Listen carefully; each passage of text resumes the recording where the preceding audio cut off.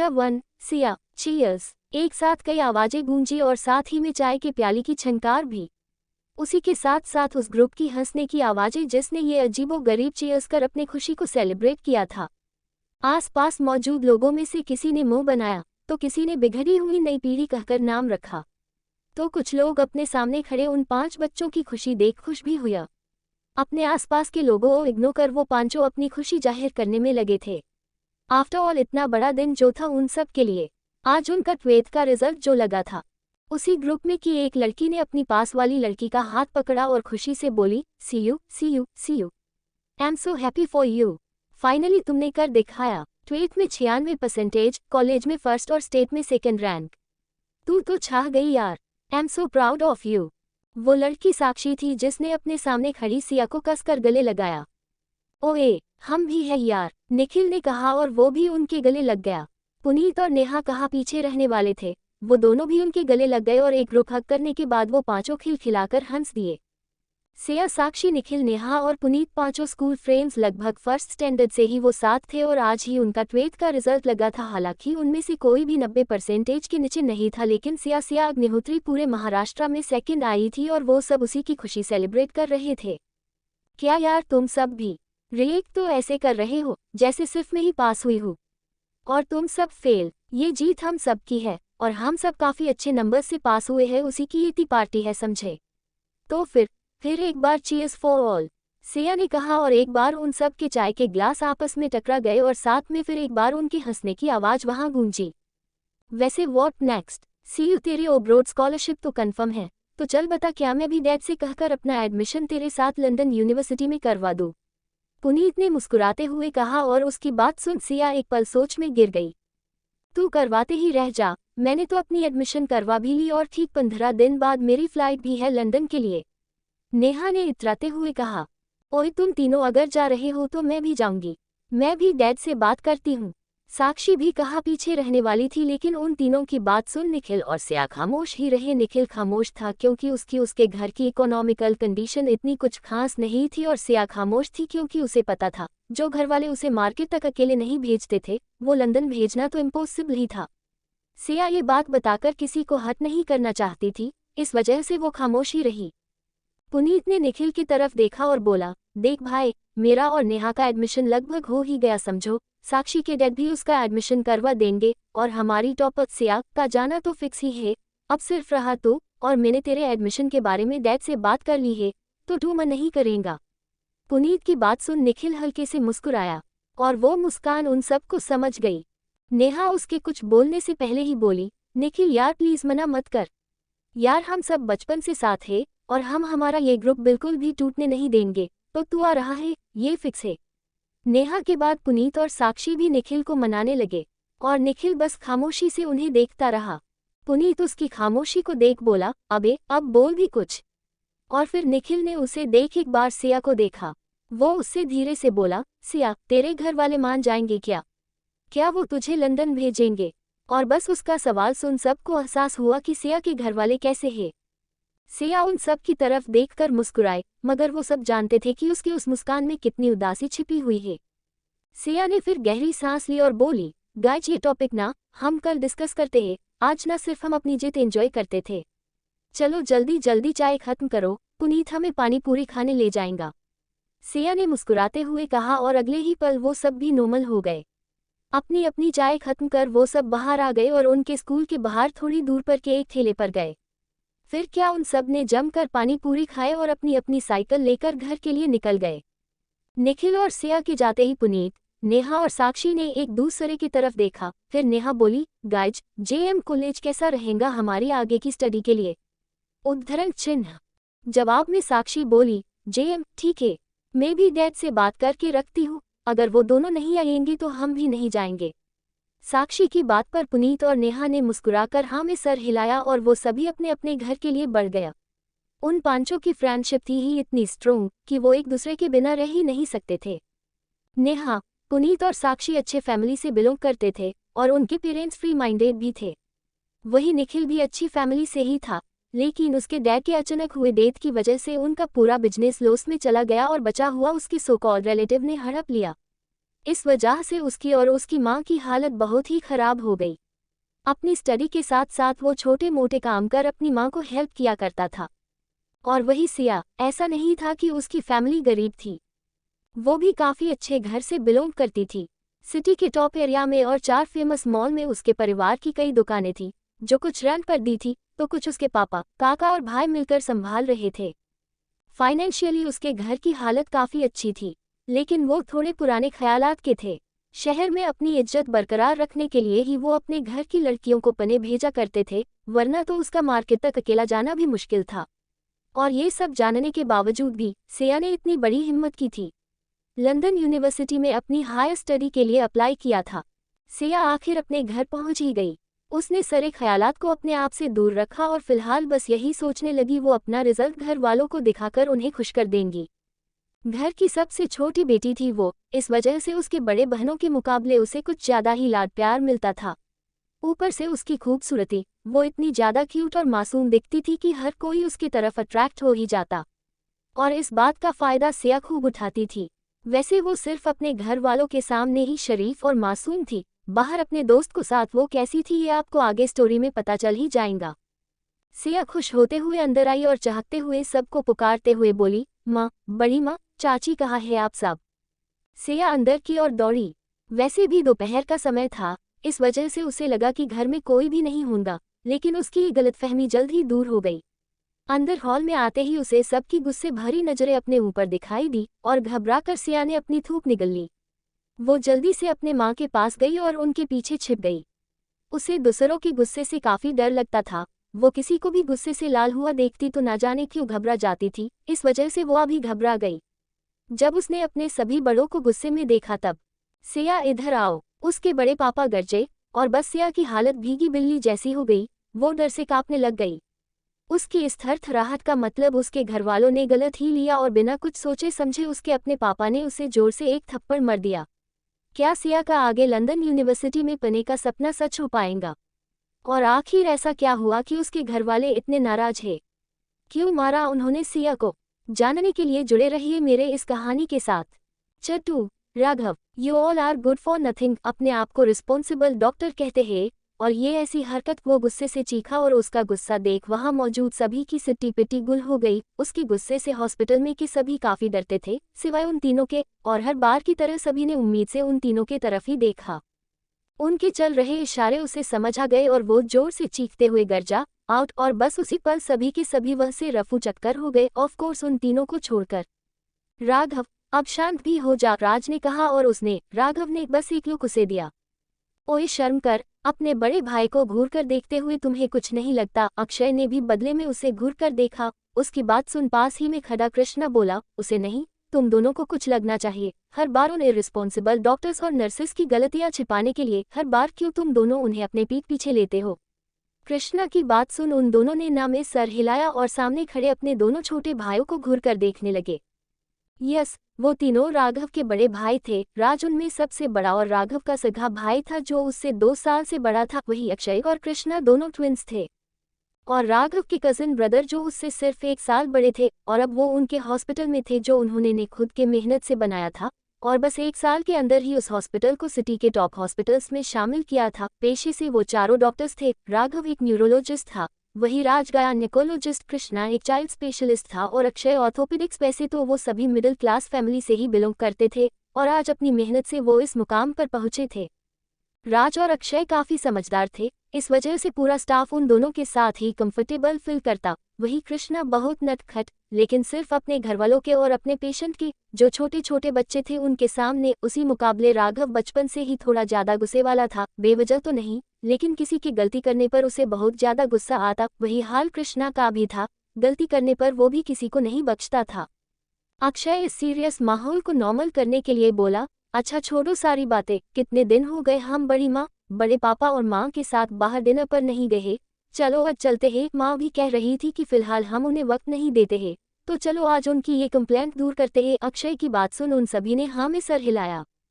राघव कृष्णा की तरफ देखकर बोला, कृष्ण, डिनर की अरेंजमेंट करो, और राज भाई आप जाकर उन तीनों को लेकर आ जाओ, हम सभी आपको वही ज्वाइन करेंगे। राघव की बात भले ही नॉर्मल हो, लेकिन उसमें छिपा हिडन मैसेज वो सभी समझ गए थे। उसके कहने का साफ साफ मतलब था कि सिर्फ राज ही आज जल्दी घर जाएगा और बचे वो तीनों एक साथ अपनी अपनी ड्यूटी पूरी करके जाएंगे। उन तीनों ने उदासी से एक दूसरे की तरफ देखा और फिर अपने अपने ड्यूटी पर चले गए। ऐसा था हमारा राघव, शांत, समझदार, लेकिन वक्त आने पर उतना ही गुस्सैल भी, अपने काम के लिए काफी डेडिकेटेड। इसी वजह से तो उसे थोड़ी सी भी गलती बर्दाश्त नहीं होती थी। गोरे हैंडसम चेहरे को और हैंडसम बनती वो उसकी हल्की बियर्ड और हल्के पिंकिश किसेबल ओट, perfect V shape figure and abs 6 feet height, और चेहरे पर ऐसी चमक कि हर कोई बस उसे देखता ही रह जाता। अंडस्को सिया खुश होते हुए अंदर आई और चहकते हुए सबको पुकारते हुए बोली, माँ, बड़ी माँ, चाची कहाँ है आप सब?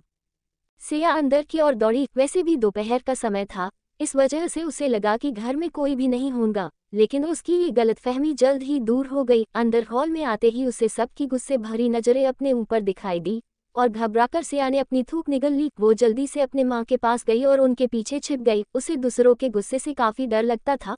वो किसी को भी गुस्से से लाल हुआ देखती तो ना जाने क्यों घबरा जाती थी। इस वजह से वो अभी घबरा गई। जब उसने अपने सभी बड़ों को गुस्से में देखा तब, सिया इधर आओ, उसके बड़े पापा गरजे, और बस सिया की हालत भीगी बिल्ली जैसी हो गई। वो डर से कांपने लग गई। उसकी इस थरथराहट का मतलब उसके घर वालों ने गलत ही लिया और बिना कुछ सोचे समझे उसके अपने पापा ने उसे जोर से एक थप्पड़ मार दिया। वो थप्पड़ इतनी जोर से उसे लगा था कि सिया नीचे जमीन पर ही गिर गई और रोने लग गई। गिरीश, मैं बात कर रहा हूँ ना, फिर तुम्हें किसने कहा उसे मारने के लिए? आनंद, सिया के बड़े पापा उसके पापा गिरीश पर चीखे और वो सिया से दूर खड़े हुए। सिया नीचे बैठकर अब भी सिसक रही थी। उसे लगा था कि शायद उसके घर वाले उसके रिजल्ट देखकर खुश होंगे, उसकी तारीफ करेंगे, लेकिन यहाँ वो बस अपने आंसू बहाते रही। सिया के चाचू विनोद उसके पास आए और उनके चेहरे पर का गुस्सा देख सिया और डर गई। उसे लगा कि शायद अब वो भी उसे मारेंगे, इस वजह से वो डर से कांपने लग गई। उसके चाचू गुस्से से उससे बोले, सिया, जया और प्रभा कहाँ है? और उनका सवाल सुन सिया हैरान हो गई। उसे खामोश देख उसके चाचू विनोद फिर से बोले, तुमने सुना नहीं, मैंने क्या कहा तुमसे? तुम्हारी बड़ी बहनें जया और प्रभा कहाँ है? तुम्हें पता है वो किसके साथ भाग कर गई है? जवाब दो। आखिर में विनोद इतने जोर से चीखे कि सिया डर से पीछे हट गई। किसी तरह से हकलाते हुए वो बोली, मैं नहीं जानती चाचू, मुझे नहीं पता है जया दी और प्रभा दी कहाँ गई है, मुझे कुछ भी नहीं पता है। सिया जल्दी जल्दी बोलने लग गई और उसका जवाब सुन उसके चाचू में उसे मारने के लिए हाथ उगारा। इससे पहले कि वो उसे मार पाते तब तक आनंद फिर से बोले, विनोद, उसे मारकर कोई फायदा नहीं है, चाहे उसने उन दोनों की भागने में मदद की हो या फिर ना की हो। सच्चाई अब यही है कि हमारे घर की दोनों बेटियां हम पर कलंक लगाकर अपने प्रेमी के साथ भाग गई है, और अब जबकि उन्होंने हमारे इज्जत की परवाह नहीं की, तब हमें भी उनकी कोई फिक्र नहीं है। मेरे लिए तो मेरी बेटी जया मर चुकी है, अब तुम तुम्हारा देख लो। अगर तुम प्रभा के लौटने के बाद उन्हें अपनाऊंगी तो मैं। आनंद अपने लफ्ज पूरे बोल ही रहे थे तब तक विनोद बोले, नहीं बड़े भाई साहब, मेरे लिए भी अब वो बदचलन लड़की प्रभा मर चुकी है। विनोद की बात सुन आनंद सिर्फ हम इतना ही बोले और सिया के पास आ गए। सिया को लगा कि शायद उसके बड़े पापा उसकी बात सुनेंगे, उन्हें उस पर यकीन होगा, लेकिन वो बिल्कुल भी नहीं जानती थी कि उसके बड़े पापा कुछ ऐसा बोलेंगे जिससे उसके सारे ख्वाब एक पल में ही टूट जाएंगे। आखिर क्या कहा आनंद जी ने सिया से ऐसा कि जिससे उसकी दुनिया ही बदल के रह गई? और क्या सच में सिया ने अपने बहनों के भागने में हेल्प की थी? जानने के लिए जुड़े रहिए मेरी इस कहानी के साथ। Underscore character intro. Raghav Saxena हमारा हीरो। संजय सक्सेना और सुधा सक्सेना राघव के पेरेंट्स। राज सक्सेना राघव का बड़ा भाई। अजय मेहरा और कविता मेहरा राघव के मामा और बुआ। अजय ये सुधा के भाई थे और कविता संजय जी की बहन। अजय मेहरा अब इस दुनिया में नहीं रहे हैं। कृष्णा मेहरा और अक्षय मेहरा राघव के कजिन्स और अजय कविता के बच्चे। कृष्णा और अक्षय 3-4 साल के थे तब एक एक्सीडेंट में उन्होंने अपने डैड अजय को खो दिया और फिर कविता जी संजय और सुधा के साथ ही रहने लगी। वो चारों बचपन से साथ थे, इस वजह से उनकी बहुत अच्छी बॉन्डिंग है। अब मिलते हैं हमारे सिया की फैमिली से। सिया अग्निहोत्री हमारी हीरोइन। गिरीश अग्निहोत्री और प्रिया अग्निहोत्री सिया के पेरेंट्स। सिया इनकी एकलौती बेटी है। आनंद अग्निहोत्री और कोमल अग्निहोत्री सिया के बड़े पापा और बड़ी माँ। इनके 3 बच्चे हैं, आलोक, शशांक और जया। विनोद अग्निहोत्री और पूजा अग्निहोत्री सिया के चाचू और चाची। इनके 2 बच्चे हैं, प्रियेश और प्रभा। आगे के 1-2 पार्ट्स में मैं फिर एक बार सभी फैमिली मेंबर्स का इंट्रो दे दूंगी ताकि आगे जाकर कोई कंफ्यूजन न। CH3 जल्द ही सिया को शादी होंगी। इससे पहले कि वो उसे मार पाते तब तक आनंद फिर से बोले, विनोद, उसे मारकर कोई फायदा नहीं है, चाहे उसने उन दोनों की भागने में मदद की हो या फिर ना की हो। सच्चाई अब यही है कि हमारे घर की दोनों बेटियां हम पर कलंक लगाकर अपने प्रेमी के साथ भाग गई है, और अब जबकि उन्होंने हमारे इज्जत की परवाह नहीं की, तब हमें भी उनकी कोई फिक्र नहीं है। मेरे लिए तो मेरी बेटी जया मर चुकी है, अब तुम तुम्हारा देख लो। अगर तुम प्रभा के लौटने के बाद उन्हें अपनाओगे तो मैं। आनंद अपने लफ्ज पूरे बोल ही रहे थे तब तक विनोद बोले, नहीं बड़े भाई साहब, मेरे लिए भी अब वो बच्चलन लड़की प्रभा मर चुकी है। विनोद की बात सुन आनंद सिर्फ हम इतना ही बोले और सिया के पास आ गए। सिया को लगा कि शायद उसके बड़े पापा उसकी बात सुनेंगे, उन्हें उस पर यकीन होगा, लेकिन वो बिल्कुल भी नहीं जानती थी कि उसके बड़े पापा कुछ ऐसा बोलेंगे जिससे उसके सारे ख्वाब एक पल में ही टूट जाएंगे। आनंद सिया के करीब बैठे और उसके आंखों में आंखें डाल उन्होंने सवाल किया, सिया, अगर तुम्हारा भी कोई प्रेमी हो तो बता दो, नहीं अगर होगा और आगे जाकर तुम भी उसके साथ भाग गई तो। आनंद की बात पूरी होने से पहले ही सिया ने जोर जोर से न में सर हिलाया और रोते हुए बोली, न, नहीं, नहीं बड़े, मेरा ऐसा कुछ भी नहीं है। यकीन कीजिए। हम, अच्छा है, यकीन तो नहीं है, लेकिन तुम चाहो तो मेरी बात मान, मुझे तुम पर यकीन करने के लिए मना सकती हो। बड़े पापा की ये बात सुन सिया ने जल्दी जल्दी हाँ में सर हिलाया और बोली, आप जो बोलेंगे मैं वो करूंगी बड़े पापा, आपका यकीन जीतने के लिए आपकी सिया कुछ भी करने के लिए तैयार है। सिया की बात सुन वो व्यंग से मुस्कुराए और उससे दूर होकर गिरीश यानी सिया के पापा के तरफ गए। उनके कंधे पर हाथ रख वो बोले, गिरीश, इस घर का बड़े होने के नाते तुम सब मेरी हर एक बात मानते हो, तो मैं चाहूंगा कि तुम मेरी ये बात भी मानो। सिया तुम्हारी बेटी है, लेकिन हमारे घर की इज्जत और खराब ना हो, इस वजह से मैं चाहता हूँ कि उसकी शादी जल्द से जल्द हो जाए। आनंद जी ने जैसे ही कहा वैसे ही सिया के ऊपर मानो पहाड़ ही टूट पड़ा। क्या कुछ नहीं सोचा था उसने अपने फ्यूचर को लेकर, कितने ख्वाब थे उसके, और अब उसकी तो कुछ गलती भी नहीं थी, फिर भी उसे इतनी बड़ी सजा मिल रही थी। उसने उम्मीद से अपने पापा और फिर माँ की तरफ देखा, लेकिन उन दोनों के चेहरे को देख ऐसा लग रहा था जैसे उन्हें इस फैसले से कोई प्रॉब्लम नहीं है। सिया के पापा ने एक बार उसकी तरफ देखा और फिर अपने भाई से बोले, भाई साहब, जैसा आप चाहे, 7 महीने के बाद सिया 18 साल की हो जाएंगी और हम उसी दिन उसकी शादी करवा देंगे। अगर आपकी नज़रों में कोई हो तो बताइए, जिससे हम उसके रिश्ते की बात कर सके। और बस अपने पापा की ये बात सुन सिया की सारी हिम्मत जवाब दे गई। वो बेजान सी वहीं बैठी रही। बाहर गेट पर आती आवाज़ों से उनका ध्यान आकर्षित हुआ और बड़े पापा ने अपने बेटे आलोक से बाहर कौन है जाकर देखने के लिए बोल दिया। वो भी जल्दी से वहां गया और इतने सारे न्यूज़ रिपोर्टर को बाहर खड़ा देख वो हैरान हुआ। वो जल्दी से अंदर आया और बोला, पापा, बाहर न्यूज़ रिपोर्टर खड़े हैं, पता नहीं क्या हुआ होगा। न्यूज़ रिपोर्टर का नाम सुन एक पल सभी हैरान हुए और फिर घर से सभी जेंट्स बाहर की ओर गए। गेट खोलते ही आनंद जी ने सभी की तरफ देखा और बोले, क्या मैं जान सकता हूँ आप सभी यहाँ क्या कर रहे हैं? उनका सवाल सुन उन रिपोर्टर्स ने एक दूसरे की तरफ देखा और फिर उन्हीं में से एक बोला, ये घर सिया अग्निहोत्री का ही है ना? नहीं, हो स्टेट सेकंड टॉपर है, इस वजह से हम उनका इंटरव्यू लेने आए हैं। रिपोर्टर की बात सुन सभी ने एक दूसरे की तरफ देखा। अगर आज ये सब नहीं हुआ होता तो यकीनन उन्हें सिया के टॉप करने की बहुत खुशी होती, मगर नहीं, यही सच है कि ये घर सिया अग्निहोत्री का ही है, लेकिन हमारी बेटी ने टॉप नहीं किया है। वो एक एवरेज स्टूडेंट है जो बड़ी मुश्किल से पास हुई है। सो आप यहाँ से जा सकते हैं, आनंद जी ने कहा और गेट का दरवाजा बंद कर वो सीधा अंदर आ गए। सिया भी वहीं बैठी हुई थी और घर की बाकी औरतें उसके आसपास खड़ी उससे जाया और प्रभा के बारे में पूछ रही थी। उन सब के आते ही सिया की बड़ी माँ कोमल आ गई और अपना सर झुकाए हुए ही उसने धीरे सवाल किया, क्या हुआ जी? वो रिपोर्टर, कहीं कुछ बुरा तो नहीं हुआ ना? बस उनका इतना ही कहना और आनंद जी ने उन्हें घूर कर देखा। वो गुस्से से बोले, बुरा? और भी कुछ बुरा होना बाकी है क्या? जो तुम्हारी बेटी ने गुल खिलाए है उसके बाद भी पूछ रही हो? आनंद जी की वो गुस्से भरी आवाज और उनके नजरें देख कोमल जी पीछे हट गई और उन्होंने ने अपना सर झुका दिया। अगर बच्चा कुछ अच्छा करे तब मेरा बच्चा करके आदमी उसे सर पर उठाते हैं, और वही अगर उसने कुछ गलती की तो सारा इल्जाम औरत पर डालते हैं, और ये हमारे समाज की बहुत ही कड़वी लेकिन सच्चाई है। प्रियेश ने ना में सर हिलाया और आगे आकर सिया से सवाल किया, क्या आज तुम्हारा रिजल्ट आया है? और बस अपने भाई का सवाल सुन सिया के दिल में थोड़ी उम्मीद जगी, लेकिन अपने चाचू के बात सुन वो उम्मीद फिर से टूट गई। वो प्रियेश से बोले, रिजल्ट आया हो या फिर ना आया हो, लेकिन अब ये आगे की पढ़ाई नहीं करेगी। तुमने सुना नहीं, आज से कुछ महीनों बाद इसकी शादी है, और जब तक इसके हाथ पीले होकर वो उसके घर ब्याह नहीं हो जाते तब तक ये घर से बाहर कदम भी नहीं रखेंगी। प्रियेश को अपने बाबा की ये बात बिल्कुल पसंद नहीं आई। उसने अपनी बहन सिया को देखा था जो हर रोज देर रात तक जग कर पढ़ाई करती थी और बाकी दोनों बहनों से ज्यादा घर के काम भी करती थी। वो अपने पापा से बोला, क्यों नहीं कर सकती पापा? उन दोनों की गलती की सजा आप सिया को नहीं दे सकते? हमारी सिया कितनी होशियार है, और आप उसकी शादी करा के उसके फ्यूचर को बर्बाद नहीं कर सकते। मैं आपको ऐसा करने नहीं दूंगा, प्रियेश ने थोड़ी तेज आवाज में ही कहा और अगले ही पल विनोद जी ने उसे थप्पड़ मार दिया। चाचू प्लीज प्लीज भाई को मत मारो, सिया से बर्दाश्त नहीं हुआ।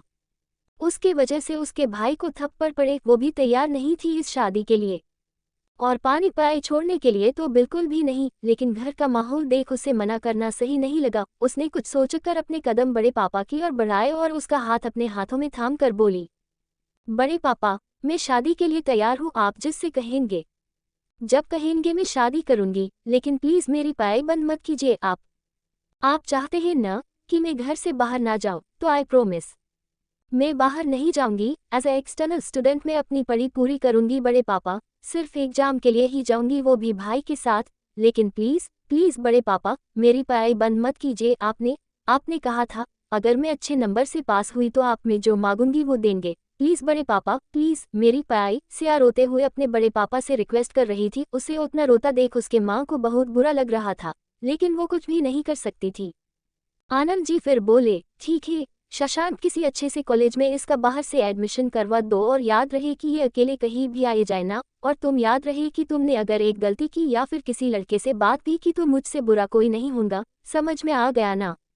और उनकी बात सुन सिया ने हाँ में सर हिलाया। भले ही उसके साथ बहुत बुरा हुआ था, लेकिन वो आगे बढ़ सकती है, इसी बात की खुशी उसे अब हो रही थी। आनंद जी फिर आलोक से बोले, आलोक इसके स्कूल में फ़ोन करो, और वो जो टीवी पर या फिर न्यूज़ में इसके फोटो आने वाली है ना, उसे देखने से मना कर दो, मैं नहीं चाहता कि किसी को भी पता चले कि इसने टॉप किया है। आनंद जी ने कहा और वह से चले गए। एक एक कर बाकी सब भी वह से चले गए। सिया की बड़ी माँ और चाची भी अपने कमरे में चली गई और फिर उसकी मानप्रिया जल्दी से उसके करीब आ गई। सिया अपने माँ से लिपट कर रोने लगी। वो उन्हें बताना चाहती थी कि उसने कुछ नहीं किया है, जया दी और प्रभा दी के जाने के पीछे उसका कोई हाथ नहीं है, लेकिन उसने अपनी बात कहने से पहले ही प्रिया बोली, देख सिया, बड़े भाई साहब ने तुझे जो ये आगे पने का मौका दिया है ना, उसका गैर फायदा मत उठा। पहले ही हम सबको उन दोनों की वजह से बहुत कुछ झेलना पड़ने वाला है, और इसमें भी अगर तूने कुछ किया ना तो मुझसे बुरा कोई नहीं होगा। अपनी माँ की बात सुन सिया ने सिर्फ हाँ में सर हिलाया और सीधा अपने कमरे में चली गई।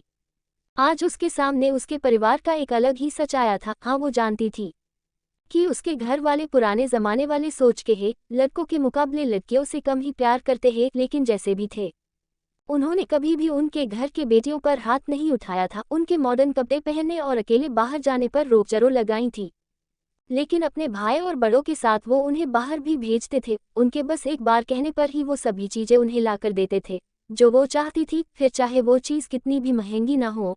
उसके बड़े पापा तो हमेशा कहते थे कि वो तीनों उनके घर ली लक्ष्मियां हैं, इस वजह से वो हमेशा खुश रहनी चाहिए। लेकिन आज सब कुछ बदल के रह गया। उसके बहनों की वो गलती और सिया की पूरी दुनिया ही पलट गई। अगले दिन जब सिया के दोस्तों को जब जया और प्रभा के बारे में पता चला तब वो बहुत ही हैरान हुए और उन्होंने सिया से बात की और सिया ने उन्हें सब कुछ बता दिया। उन्हें उसके लिए बहुत बुरा लगा और उन सभी ने भी ठान लिया कि वो अपनी आगे की पढ़ाई वहीं से करनेंगे जहां सिया के घर वाले उसका एडमिशन कराएंगे, ताकि नोट्स और बाकी सभी चीज़ों के लिए वो सिया की हेल्प कर सके। देखते ही देखते कुछ महीने बीत गए और आखिर वो दिन आ ही गया जब सिया की शादी होनी थी। बीते दिनों में सिया सिर्फ अपने एडमिशन और पेपर्स के लिए ही बाहर गई थी, वरना तो उसकी जिंदगी घर काम और अपने कमरे में ही बीत रही थी। और अब 2 दिन बाद उसकी शादी की रस्में शुरू होनी थी। अंडस्को, मुझे बताओ तुम चारों में से मेरे साथ कौन आने वाला है? लास्ट मोमेंट पर मुझे कुछ भी गड़बड़ नहीं चाहिए। हर बार मैं नहीं ये कहकर मेरा दिमाग खराब कर देते हो तुम सब। अरे भाई, क्या फायदा चार बेटे होने का जो वक्त पर एक भी काम नहीं आता है। सुधा जी चिढ़ते हुए अपने सामने बैठे राज, राघव, अक्षय और कृष्णा से बोले जा रही थी और वो चारों मुंह छिपाकर हंस रहे थे। तब तक राघव के डैड संजय बोले, रहने भी दो सुधा, डॉक्टर बेटे होने का यही तो नुकसान है, बेचारों को कभी भी इमरजेंसी केस आ जाती है और वो फिर उधर चले जाते हैं, अब वो भी क्या करनेगे भला। संजय जी का बस यही कहना और सुधा जी ने उनकी तरफ घूर के देखा। वो फिर खामोश हो गए और अपने बच्चों की तरफ देख उन्हें जवाब देने के लिए बोलने लगे। माँ, उस दिन मुझे टाइम नहीं है, आप इन तीनों से पूछ लो, राज ने कहकर अपने हाथ ऊपर कर दिए और उसने अपना बोलना खत्म ही किया था तब तक अक्षय भी बोला, और मैं भी बिजी हूँ, मेरा आना भी पॉसिबल नहीं है। उन दोनों को बैकआउट करता देख राघव भी जल्दी से बोला, मुझे बहुत इंपॉर्टेंट केस स्टडी करनी है, सो आप कृष्णा को ले जाइए। और आगे किसी का कुछ सुनने से पहले ही उसने अपनी प्रोटीन शेक का ग्लास उठाया और वह से चला गया। कृष्ण ने अपने तीनों भाई को घूर कर देखा और फिर गहरी सांस छोड़ते हुए बोला, ठीक है, मैं आ जाऊंगा आपके साथ बड़ी माँ। और बस उसका इतना कहना तीनों भाइयों ने और संजय जी ने गहरी सांस छोड़ी। सुधा जी से घर में सभी काफी डरते थे, लेकिन साथ ही उनकी उतनी रिस्पेक्ट भी करते थे। आज उनके वजह से तो वो सब यहाँ थे, वरना न जाने क्या होता।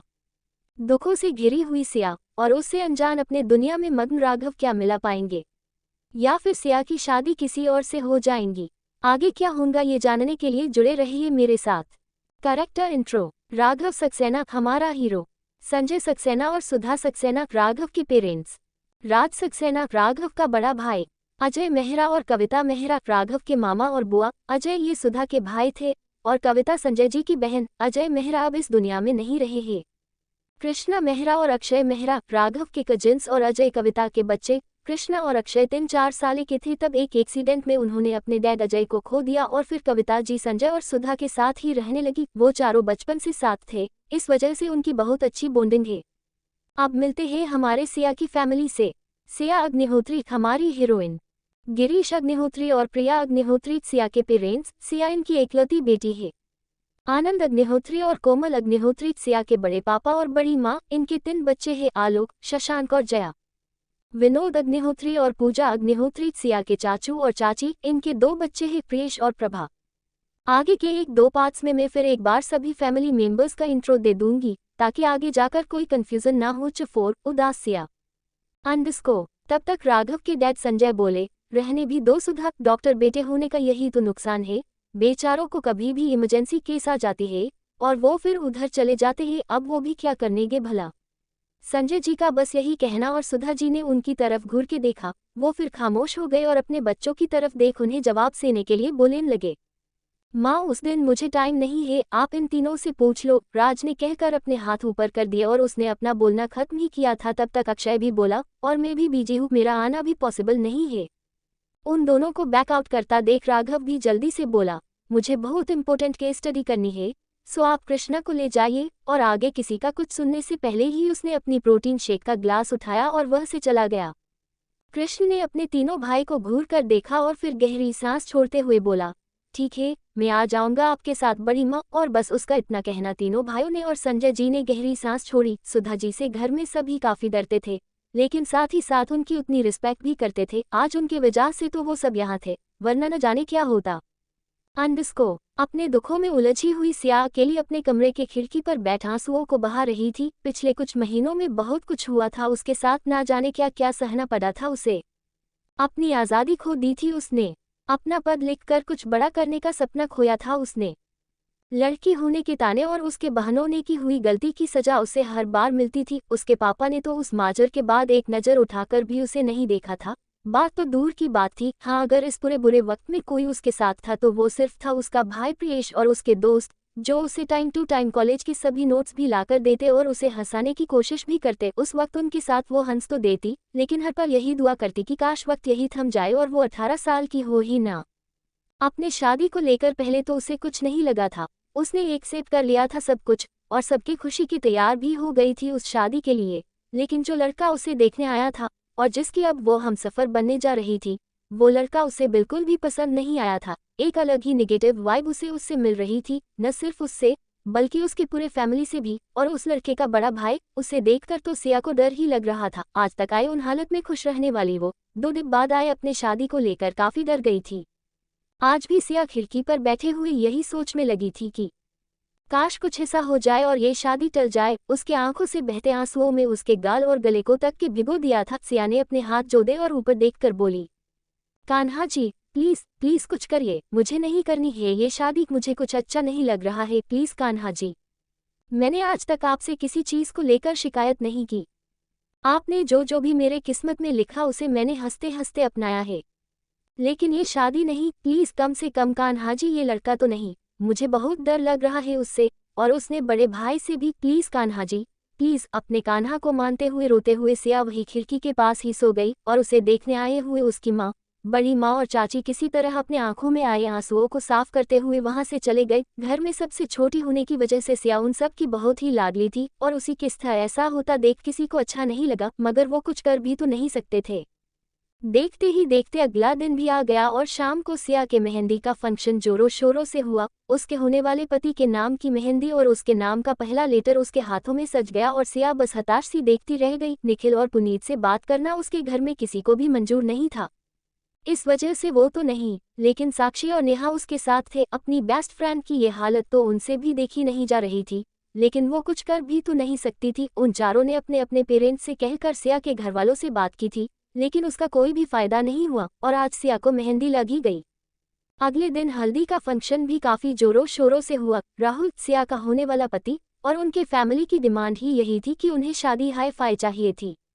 इस वजह से पूरे अग्निहोत्री परिवार ने कोई भी कमी नहीं छोड़ी थी उन्हें खुश करने में। मगर गिरोह को खुश करते करते वो ये भूल गए थी कि वो उनकी अपनी बेटी को कितना नाराज कर रहे हैं। सिया से अब ये कुछ भी बर्दाश्त नहीं हो रहा था। काफी हेल्पलेस महसूस कर रही थी वो। अगर ये बात उसके पापा की इज्जत की और माँ के संस्कारों की ना होती तो वो कब का अपनी जान दे चुकी होती, या फिर यहाँ से कहाँ दूर चली गई होती। किसी तरह अपनी घुटन को बर्दाश्त कर सिया सब कुछ बर्दाश्त करती रही। कितनी प्यारी लग रही है मेरी गुड़िया, सिया के नानी ने उसकी बुलाई ली और नजर का टिका उसे लगा लिया। दुल्हन की सूरत लाल जोड़े में सजी हुई सिया देखी ऐसी रही थी कि किसी की नजरें भी उस पर से हटाना मुश्किल थी, लेकिन उनकी उस नजरों को सिर्फ और सिर्फ सिया की खूबसूरती दिखाई दे रही थी। उसके आंखों में छिपा हुआ दर्द, खालीपन नहीं, जो वो सिर्फ उसके खूबसूरती की, उसने पहने हुए उन महंगे गहनों की, उसके जोड़े की तारीफ कर रहा था। लेकिन किसी ने भी ये जरूरी नहीं समझा कि उससे पूछे कि क्या वो खुश है या नहीं।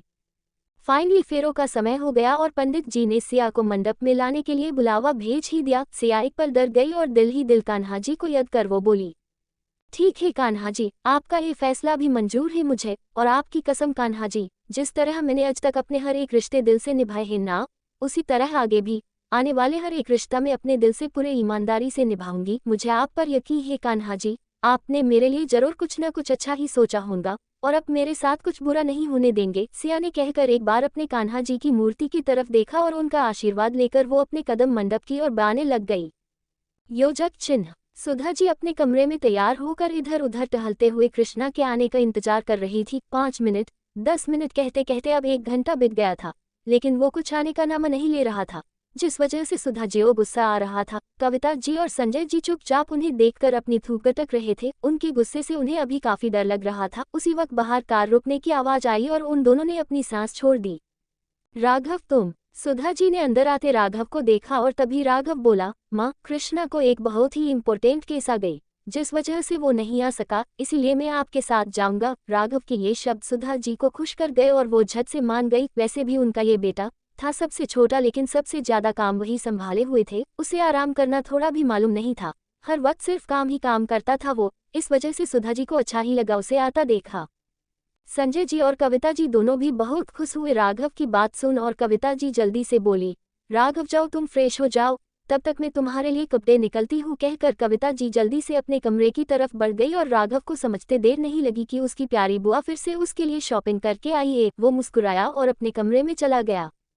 कविता जी ने भी जल्दी से कपड़े लिए और राघव को देकर वो बाहर आ गई। सुधा जी की तरफ देखते हुए वो बोली, भाभी, ये गिफ्ट मैंने पैक कर दिया है और बुके भी रेडी है, मैं बस अभी लेकर आती हूँ। हाँ कहते हुए कविता जी जल्दी से किचन की तरफ जाने लगी और सुधा जी ने चिढ़ते हुए उन्हें पुकारा। वो गुस्से से उनसे बोली, तुम्हें कितनी बार कहा है कवि, आराम से चला करो, पैर में फिर से स्वेलिंग चढ़ गई तो बिल्कुल ध्यान नहीं रखती हो तुम अपना। सुधा जी ने डांटते हुए उन्हें बैठने का इशारा किया और खुद अंदर जाकर बुके लेकर आ गई।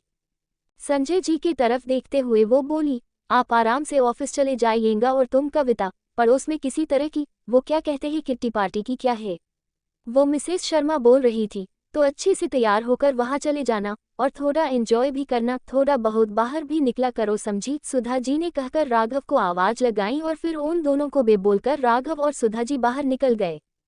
योजक चिन्ह। सिया ने तो ये रिश्ता निभाने का सोच लिया और तो और शादी के मंडप तक भी पहुंच गई, तो अब आगे क्या? क्या वो ये शादी करेगी या फिर कुछ ऐसा हो जाएगा जो किसी ने भी नहीं सोचा हो, जो सब कुछ अनएक्सपेक्टेड ही हो? जानने के लिए stay connected with the story. Character intro. Raghav Saxena हमारा हीरो। संजय सक्सेना और सुधा सक्सेना राघव के पेरेंट्स। राज सक्सेना राघव का बड़ा भाई। अजय मेहरा और कविता मेहरा राघव के मामा और बुआ। अजय ये सुधा के भाई थे और कविता संजय जी की बहन। अजय मेहरा अब इस दुनिया में नहीं रहे हैं।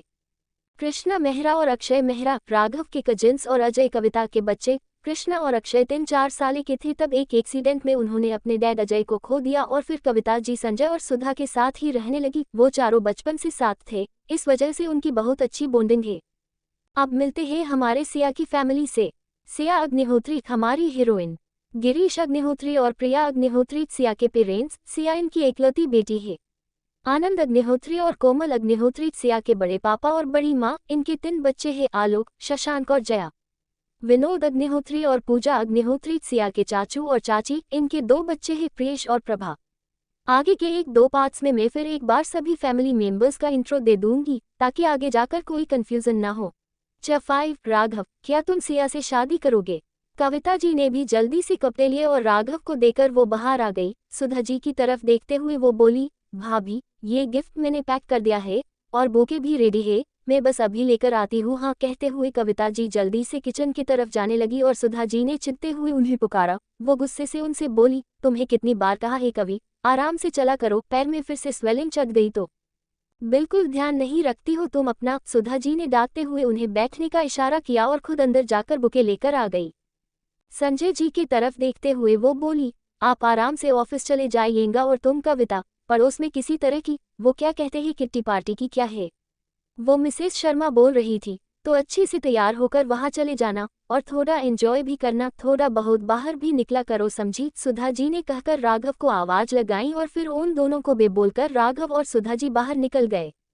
राघव ने गाड़ी चलाते हुए अपनी माँ की तरफ देखा और बोला, माँ वैसे हम किसकी शादी में जा रहे हैं? मेरा मतलब है, क्या मैं पहचानता हूँ उन्हें? राघव का सवाल सुन सुधा मुस्कुराते और बोली, अरे वो मेरे साथ काम करने वाले प्रोफेसर है ना, प्रोफेसर मिश्रा, उन्हीं के छोटे बेटे की शादी है। सुधा जी की बात सुन राघव ने सिर्फ हाँ में सर हिलाया और फिर से अपने ड्राइविंग पर कॉन्सेंट्रेट करने लगा। उन्हें आने में थोड़ा लेट ही हुआ था, जिस वजह से राघव ने गाड़ी हॉल के बैक साइड में पार्क की और अपनी माँ के साथ अंदर जाने लगा। थोड़े कदम वो अंदर आ ही गए थे तब उनके कानों पर कुछ आवाजें आई और वो बात सुनकर दोनों बहुत ही ज्यादा हैरान हुए। राघव तो गुस्से से आग बबूला हो गया था उनकी बात सुन और वो कुछ कहने के लिए आगे बढ़ने ही वाला था कि सुधा जी ने उसका हाथ पकड़ लिया। तब तक वो दोनों तीनों वहां से चले गए थे। राघव ने फिर गुस्से से अपनी माँ को देखा और बोला, आपने मुझे क्यों रोका मोम? आपने सुना नहीं वो क्या कह रहे थे? डिस्गस्टिंग है ये सब, वो लोग कैसे ऐसा कर सकते हैं? किसी की मजबूरी का फायदा कैसे उठा सकते हैं?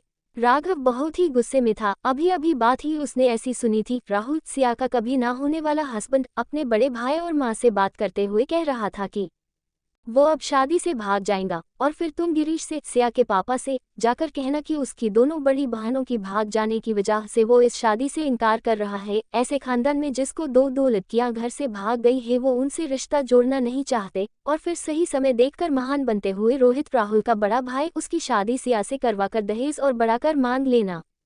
राघव को उनकी बात सुन बहुत ही ज्यादा गुस्सा आया था और वो उसी गुस्से में अंदर जाने के लिए बढ़ा। रुको राघव, सुधा जी ने राघव को आवाज देते हुए उसे रोका और उससे सवाल करते हुए वो बोली, ऐसे गुस्से में जाकर कुछ भी गड़बड़ मत करो। मिश्रा सर बहुत अच्छे हैं, हम पहले उनसे बात करते हैं, फिर आगे का आगे देखेंगे। सुधा जी ने राघव को समझाते हुए बोली और फिर मिश्रा सर को कॉल करने लगी। उनके फोन की रिंग आस पास ही उन्हें सुनाई दी और वो उस ओर गए। मिश्रा सर वही सर को हाथ लगाए बैठे हुए थे। सुधा जी और राघव जल्दी से उनके पास गए और सुधा जी फिक्र से बोली, मिश्रा सर आप ऐसे क्यों बैठे हैं? आप जानते हैं हमने अभी अभी सुना कि आपका बेटा वो। सुधा जी ने पूरी बात उन्हें बता दी और उसे सुन मिश्रा सर के आंखों में आंसू आ गए। वो रोते हुए ही बोले, मैं जानता हूँ सुधा जी, और मैं पहले से ही इस शादी के खिलाफ था। वो बच्ची सिया बहुत अच्छी है वो, और बहुत मासूम और संस्कारी भी, लेकिन उसकी बड़ी बहनों के भाग जाने की वजह से उसके परिवार वाले जल्द से जल्द उसकी शादी करवाने पर तुले हुए हैं। इसी बात का फायदा उठाकर पहले ही कामिनी, राहुल की माँ, उनसे बहुत सारा दहेज ले चुकी है और अब मेरे उस बेवड़े निकम्मे बेटे से उसकी शादी करवाने पर तुली है। मुझे कुछ समझ नहीं आ रहा है कि मैं क्या करूँ। आप कुछ कीजिए सुधा जी, अगर ये शादी नहीं हुई तो उस बच्ची के घर वाले उसे जान से मार देंगे, और अगर ये शादी हो गई तो जीते जी उस लड़की की जिंदगी जहन्नुम से बदतर हो जाएंगी। मिश्रा सर अच्छे से जानते थे कि उनकी पत्नी और बेटे कैसे थे, इस वजह से वो किसी भी तरह से सिया को इस शादी से बचाना चाहते थे, मगर अब सब कुछ उनके हाथ से छूटता हुआ महसूस हो रहा था। सुधा जी भी बहुत हैरान हो गई ये सब सुनकर। वो मिश्रा सर को बहुत अच्छे से जानती थी मिश्रा सर बहुत ही अच्छे व्यक्ति महत्व के मालिक थे और बहुत अच्छे इंसान भी। उनकी बात सुन सुधा जी सोच में गिर गई कि वो क्या करे, और फिर कुछ सोचकर उन्होंने राघव की तरफ देखा और फिर मिश्रा सर की तरफ देखकर वो बोली, क्या वो लड़की सच में अच्छी और संस्कारों वाली है?